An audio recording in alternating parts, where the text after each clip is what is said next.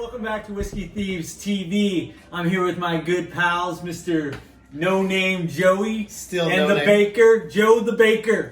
How you doing, guys? How you guys doing? What's going on? Bad. So today we have, we're actually testing, I believe we have Michters Kentucky Bourbon here, and Joe brought it along to share with us. Yeah. We're excited, right? I'm the virgin here. Yeah. I've never had it before. Yeah, no, same. I've been looking at it, and I'm excited that Joe brought this over to the table so we can all partake in some tasting, as well as I'd love to see your old fashioned with this. Yeah. I will make it. I will make my world famous.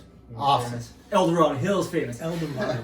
First thing I do want to say, though, as you can see, we're actually in our own set today.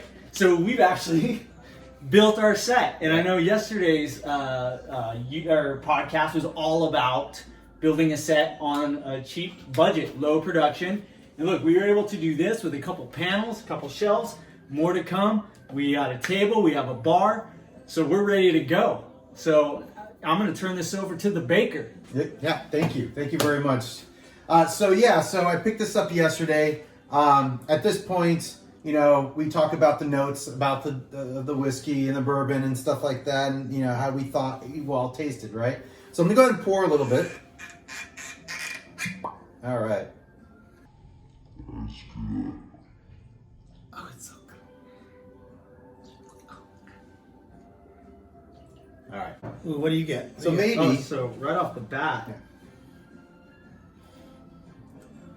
I have some oakiness. You definitely can taste the barrel. It's forgiving though. It's not a lot of, you know, there's not a burn. There's not a burn essentially. On the scent. On the scent. Yeah, the aromas.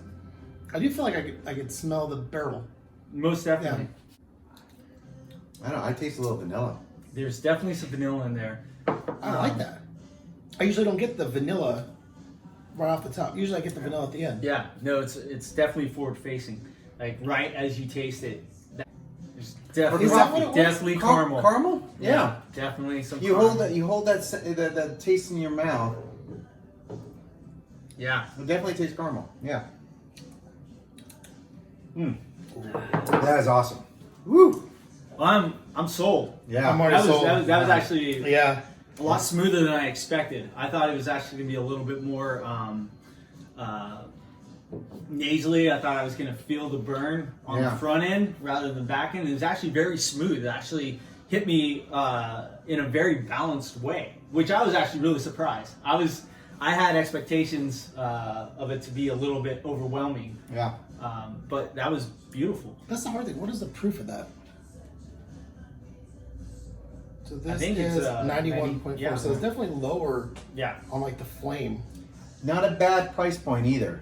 So how much was it? $45. Yeah. And Boom. honestly, yeah, it's for this level of a bourbon, I liked it a lot. Yeah. Highly recommend. And I've made that newbie mistake a couple times now where I go spend $75 on a bottle, beautiful looking bottle, and it tastes Well, so just to say, Joey is a sucker for beautiful bottles. Okay, that's true. Let's just get this right. It's marketing. Any kind of marketing scheme, he gets I am the sucked guy. in. Okay, Yeah. so I guess we'll make it old fashioned. Make an old fashioned. Right? All right. So all right, guys. I am gonna start the way I start my old fashions, and some people do it a little differently. But I always usually put I set the tone with the simple syrup at the bottom, and so we'll run through this. And I do just about 3/4 tablespoons, maybe a little bit more, of the simple syrup. Then I go to my whiskey.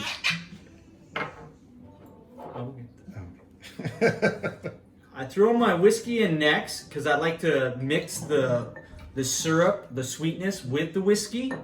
And then I'll come to my bitter. So I'm a heavy pourer, so I go do 2 ounces. Sometimes I get crazy and you do 2.5. All depends on the night, right? Right now I'm using my orange bitter. So here I'm pretty generous with my bitters.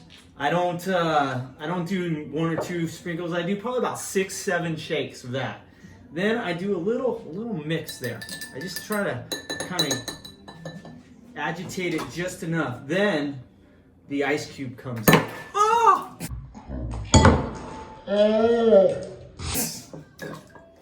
man, splashing left and right. So then once I have my whiskey and ice skim, I do a little bit of a stir, and then I go for the dagger, which is the Luxardo cherries, a must-have when you're doing an old-fashioned. There is no substitution. Know this. So I throw my cherry in there, give it a little bit of a spin, and the last but not least, you gotta have your orange. So do a nice little peel here. And I actually go a little deeper on it so I get a little bit more of that orange so I can really get that citrus in there. And I squeeze it pretty good, and it's always, I like to rub the rim just a little bit with it, and then put it right there, and there you go. You have your old fashioned. Bring that in. All right, bring it in right here. All right, Cheers. cheers. Thurston Howe. To Thurston Howe. Mmm. Oh, man, it's delicious. Oh, yeah, hello. That's awesome. Cheers. See you guys later Cheers. on the next one. Make sure you leave a comment down below if you guys have any bottles you want us to taste. And if you guys come up with a nickname for my sorry ass, leave it down below, and we'll use that nickname on the following and give you a shout out. And don't forget to like and subscribe. That's right. Thank you Cheers. so much.